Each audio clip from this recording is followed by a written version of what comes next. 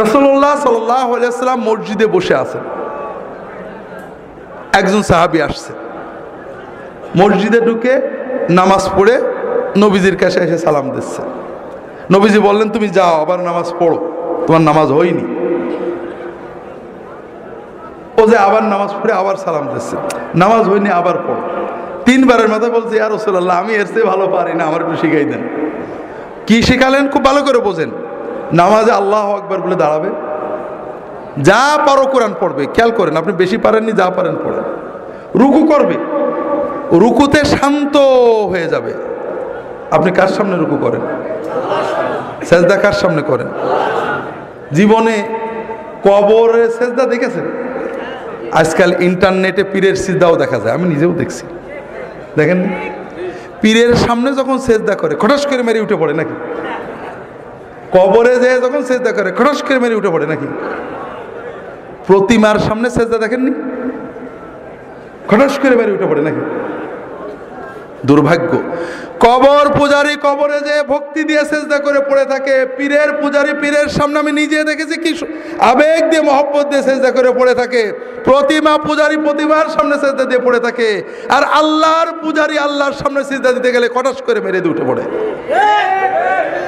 এই ঈমান ভাইরা, আমি তো নামাজ পড়ছি সেজদাটা করার জন্যই, যে আমার মাবুদকে সেজদা করব, আমার মনের কথা বলবো, কিছু না পারি, আরবি এক হরফ না পারি, সেজদা দিয়ে পড়ে থাকবো। আল্লাহ রাসূল সাল্লাল্লাহু আলাইহি ওয়াসাল্লাম বলছেন, যখন রুকু করবে শান্ত হয়ে যাবে। তুমি তো রুকু করতে আসো, আমরা আল্লাহর সামনে নত হয়ে নিজের দাসত্ব প্রকাশের জন্যই তো নামাজে দাঁড়াইছি। কিচ্ছু পারিনি, সব মাপ, কিন্তু মাথাটা নিচু করে রুকুতে গেলাম, দাঁড়ালাম, দাঁড়িয়ে কি দাঁড়িয়ে পুরো না দাঁড়িয়ে, অধিকাংশ মানুষ আপনারা পুরো ইমাম জামাতে যখন পড়েন ইমামের জন্য বাধ্য হয়ে দাঁড়ান, তারপরেও ইমামের আগেই নেমে পড়ে। আর যখন একা পড়ে সুন্নত, হাই হাই কি পোড়া কপাল, রুকুতে সামি আল্লাহু লিমান হামিদা কি করে বলে জানি না, এইটুকুটাই সেজদা ছিল। সেজদা আল্লাহু আকবার সুবহানাল্লাহ সুবহানাল্লাহ আল্লাহু আকবার আল্লাহু আকবার, মানে একেবারে সোজা হয়ে বসে না। বিশ্বাস করেন, আল্লাহ রাসূল সাল্লাল্লাহু আলাইহি ওয়াসাল্লাম বলেছেন, লাউ মাতা হাযা আলা হাযা লামাতা আলা গায়রি মিল্লাতি মুহাম্মদ সাল্লাল্লাহু আলাইহি ওয়াসাল্লাম। কেউ যদি তার রুকু সেজদা চুরি করে এইভাবে ভাঙড়ি নামাজ পড়ে, মরগ মার্কা নামাজ পড়ে, কটস কটস করা নামাজ পড়ে মরে, ও আমার উম্মত হয়ে মরতে পারবে না। আপনার সব অসুবিধা আছে, কাপড় পাক নেই মাপ, টুপি নেই মাপ, ওযু নেই মাপ, আপনি সেজদায় কেন থাকলেন না? কোন অভিযোগ ছিল আপনার? বড় কষ্ট লাগে ভাইরা। এই জন্য আমার কথা হলো, অন্য যাই হোক, অন্তত নামাজ আমার সবচেয়ে বড় ইবাদত। আল্লাহ এবং বান্দার মাঝখানে আমার মারিফত, মূল তরিকত, মূল ইবাদত। সেই ইবাদতে আর কিছু না পারি, আমি যে আমার মাবুদের সামনে দাঁড়াইছি, আমার মাবুদ আমার দিকে তাকিয়ে আছে, আমার অন্তর দেখছে, আমার চোখ দেখছে, আমার ইবাদত দেখছে, আমি অন্তত সেই আবেগ নিয়ে দাঁড়াই। কথা বুঝতে পারছেন? আর কিছু না পারি। আপনারা অনেকে বৃদ্ধ হয়ে গিয়েছেন, সূরা কেরাত ঠিক করে পড়তে পারেন না, ভুল হয়ে যায়, হতেই পারে, কিন্তু রুকুতে যে সুবহানা রাব্বিয়াল আযীম সুন্দর করে যতটুকু পারেন বেশি বেশি বলার চেষ্টা করেন। ভাই, আল্লাহর সামনে মাথা নত করে বলবেন। মানুষ পীরের সামনে মাথা নত করে সেজদা করে কত কথা বলে, হাউমাউ করে আমাদের মতো বদকারদের পা জড়িয়ে ধরে হাউমাউ করে কান্দে, আর আপনি আল্লাহর সামনে মাথা নত করে কাঁদতে পারেন না, আপনি কিসের বান্দা? তো ভাইরা, এই জন্য রুকু সেজদাগুলো ঠিক করেন। রুকু থেকে উঠে রব্বানা লাকাল হামদ হামদান কাসীরান তাইয়িবান মুবারাকান ফি, অন্তত কিছু না পারেন এই কথাগুলো সুন্দর করে বলেন। তাও যদি না পারেন, অন্তত একেবারে পুরো হয়ে শান্ত হয়ে দাঁড়ান। আপনি যখন প্রধানমন্ত্রী ডিসির সামনে দাঁড়ান, খুব অস্থির হয়ে দাঁড়ান, কি মহব্বতে ভক্তির সামনে সাথে দাঁড়ান। আর দুর্ভাগ্য, আপনার মাবুদের জন্য দাঁড়িয়েছেন, কিন্তু আপনার ভিতরে অস্থিরতা। কি করছেন আপনি? কাজে রুকুতে যে শান্ত হন। যদি তকদিরে রাগ থাকে, একটু রুকুতে আল্লাহর সাথে কথা বলতে শেখেন। জীবন তো শেষ করে দিলেন বউ বাচ্চা নিয়ে। আল্লাহ রাসূল সাল্লাল্লাহু আলাইহি ওয়াসাল্লাম রুকুতে বিভিন্ন দোয়া পড়তেন, আমার রাহে বেলায়েতে পাবেন, সহিহ মাসনুন ওজিফাও একটা থাকতেও পারে, দোয়াগুলো পড়বেন। ছোট ছোট, এত বড় কিছু না। সুবহান কুদ্দুস রব্বুল মালাইকাতুর রূহ। আমরা তরিকতের আমলের ভিতরে মাধ্যমে আমাদের লতিফাগুলো ঠিক হয়, জানেন না? হাদিসে এইসব লতিফাগুলো নেই, এই জন্য এগুলো নিয়ে আমিও নিজেও কথা বলি না। হাদিসে লতিফা আছে। কি আছে? রুকুতে যে রাসূলুল্লাহ সাল্লাল্লাহু আলাইহি ওয়াসাল্লাম বলতেন, আল্লাহুম্মা লাকা রাকাতু ওয়া বিকা আমানতু ওয়া লাকা আসলামতু খাশা লাকা সামঈ ওয়া বাসারি ওয়া মুখি ওয়া আযমি ওয়া আসাবি।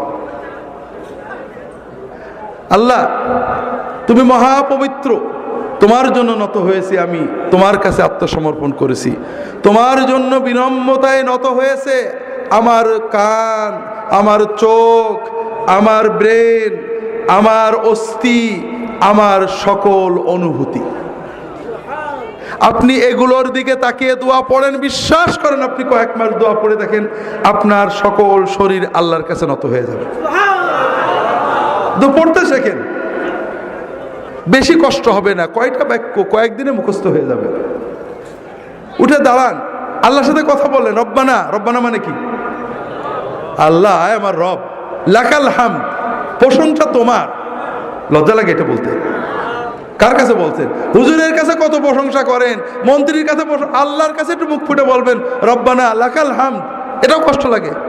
ধবাস করে চলে গেলেন সেজদায়, আল্লাহু আকবার বলে মহব্বতের সাথে সেজদায় যান। আল্লাহ রাসূল সাল্লাল্লাহু আলাইহি ওয়াসাল্লাম বলছেন, আকরাবু মা ইয়াকুনুল আবদু মিনাল্লাহি ওয়া হুয়া সাজিদ।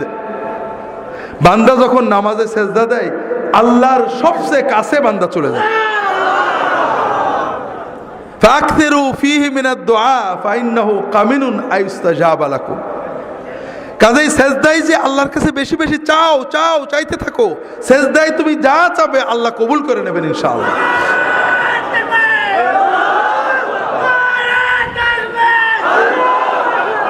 যেটা বলছিলাম ভাইরা, কাজেই সেজদায় আল্লাহর কাছে চাইতে হবে। তবে রাসূলুল্লাহ সাল্লাল্লাহু আলাইহি ওয়াসাল্লামের শেখানো সুন্নত মাসনুন দোয়াগুলো চাইবেন। ছোট ছোট দোয়া, কি মজার দোয়া, সব চাওয়া হয়ে যায়। আল্লাহুম্মা ইন্নী আসআলুকাল হুদা ওয়াত তুকা ওয়াল আফাফা ওয়াল গিনা। কতটুক সময় লাগলো? মানে কি? আল্লাহ, আমি তোমার কাছে চাচ্ছি, আমাকে দাও, হেদায়েত দাও, তাকওয়া দাও, পবিত্রতা দাও, আমাকে বড় লোক করে দাও। বাদ থাকলো কিছু? সব চাওয়া হয়ে গেল।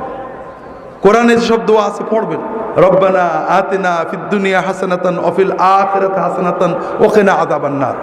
এর চেয়ে বড় দোয়া নেই। এই দোয়া যদি আপনি মন দিয়ে পড়তে পারেন, আপনার বড় লোক হতে বেশি সময় লাগবে না। হজে আমরা যাই, হজের খাস দোয়া এইটে।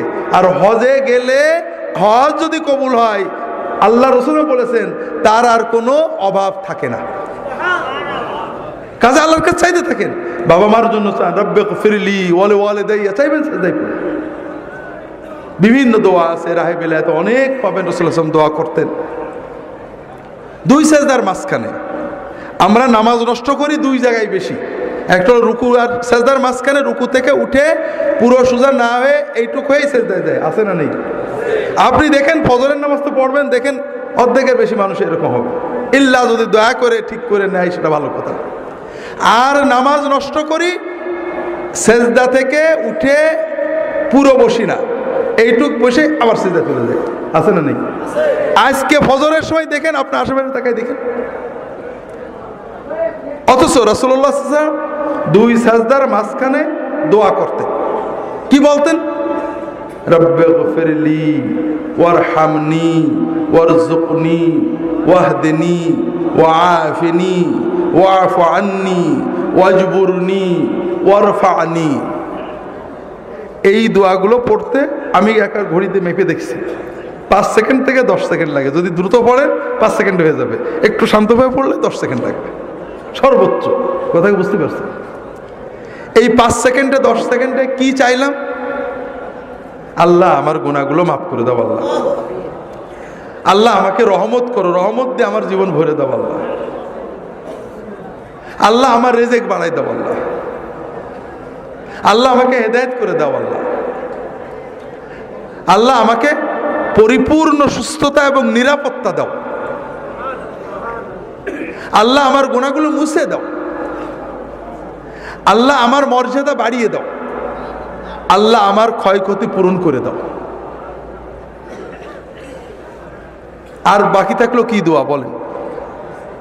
বাকি থাকলো কিছু? শোনেন, আমি কাল বলছিলাম না, নিজের ভালো পাগলে বোঝে কিন্তু বাঙালি বোঝে না। আপনারা যে হুজুরদের কাছে, আলেমদের কাছে দোয়া চাইতে যান, এইগুলো নিয়েই তো। অসুস্থ হয়েছে, হুজুর দোয়া করেন যেন সুস্থ, এই তো আল্লাহ রিজিকে বরকত দেয়, এই জন্য তো। আপনারা কথা বলছেন না কেন? এইসব জন্যই তো। আচ্ছা, মনে করেন আপনি বিপদে পড়লেন, কষ্ট হলো, অসুস্থতা, রেজেকে বরকত নেই, 2000 টাকা পকেটে নিলেন, গাড়িতে চড়লেন, জামা কাপড় পরলেন, কিছু হাদিয়াও নিলেন, নিয়ে মনে করেন একজন নেককার বুজুর্গের কাছে গেলেন, হুজুর দোয়া করলেন, আল্লাহ কবুল করলে ভালো হলো। আর এত কিছু না করে প্রতিদিন আমরা 30 রাকাত মতো নামাজ পড়ি, 30 রাকাতে বড় জোর প্রতি 2 সেজদার মাঝখানে 5 সেকেন্ড করে এই আধা ঘন্টা আল্লাহর কাছে দোয়া করলেন। কোনটা আপনার জন্য সহজ? বলেন না, কোনটা আপনার জন্য সহজ? কিন্তু আপনি করেন কোনটা? নিজে আল্লাহর কাছে না আছে আমাদের বলেন যে আপনারা আল্লাহর কাছে এদেন, এই তো। তো ভাইয়েরা, এই দোয়াগুলো শিখে নেবেন, 2 সেজদার মাঝখানে এই দোয়াগুলো পড়বেন। রাজি আছেন তো সবাই? নামাজটাকে আল্লাহর সাথে মহব্বতের মূল ইবাদত মনে করবেন।